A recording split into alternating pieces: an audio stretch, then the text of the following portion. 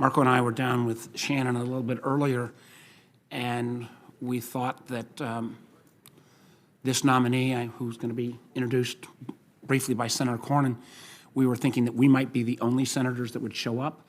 And because of your great qualifications, and we could stream through this, I warned Shannon, I think that's because the reason we've got people here is, one, they're fascinated in you, and two, this is the first Tuesday in some time that we've not had a series of votes right after lunch. And I'm going to make the introduction in a moment. But before we get to our witness, I want to acknowledge and recognize, I think, and Angus, you may be able to correct me on this, it's the birthday of the oldest member on the committee, Richard Burr, today. And we want to wish Richard a very, very happy birthday. I will correct you on that. You're right about the birthday. You're not right about the oldest. I know. Well, I was hoping that somebody might self-correct that. But Richard, happy birthday. Again, welcome, Ms. Corless, and welcome to your family. I had a chance to meet briefly Josh and Declan and your mom, Linda, and your brother, Chet. Congratulations on your nomination to be Assistant Secretary of the Treasury for Intelligence and Analysis. Welcome also, obviously, to John Cornyn, who's going to take after Marco's done, do again an introduction for you. You come to this position as a highly qualified and highly recommended nominee. You're currently the Intelligence Community Executive and National Intelligence Manager for Economic Security and Financial Intelligence at the Office of the DNI. Who in the hell ever thought that title up? It's quite a mouthful. But it is clearly a position of direct relevance to the position you're about to be nominated for and hopefully will be confirmed for. My understanding is that you currently head the IC's activities and assessments relating to economic security, energy security, export controls, investment security, sanctions, the supply chain, telecom, threat finance and trade, including engagements with interagency process and our foreign partners. So we'll probably ask you on each of those subjects today to be expertise.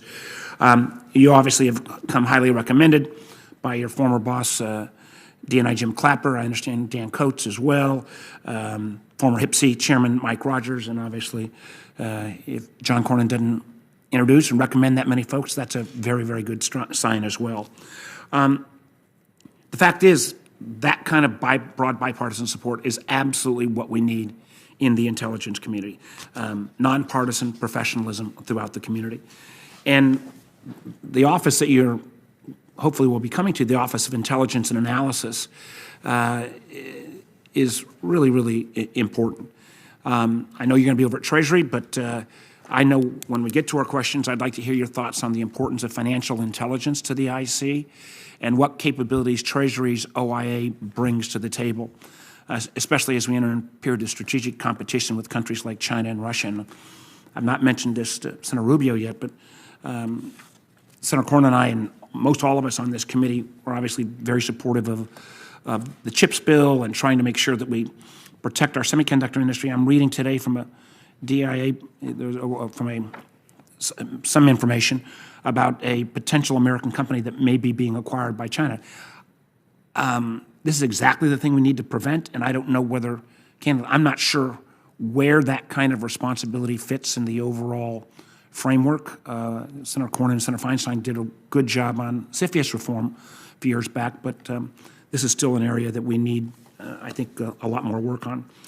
This whole notion around financial intelligence, follow the money, was obviously a critical component of our fight against terrorism and extremism. I think we're going to have to follow the money in the same way, particularly as we see the emerging challenges that China and particularly the Communist Party of China is putting forward.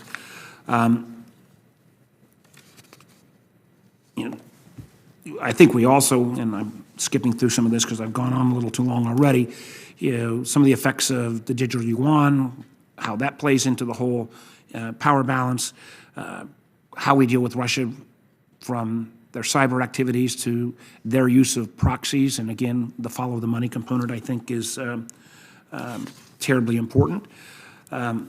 So I thank you for being willing to serve, and a big thank you to all the women and men who served under your leadership in your current position. The Vice Chairman will now make a statement, followed by Senator Cornyn, and then Ms. Corless, you'll be sworn in and invited to give your introductory statement. After this, the members' questions will be in 5-minute rounds. I now recognize the Vice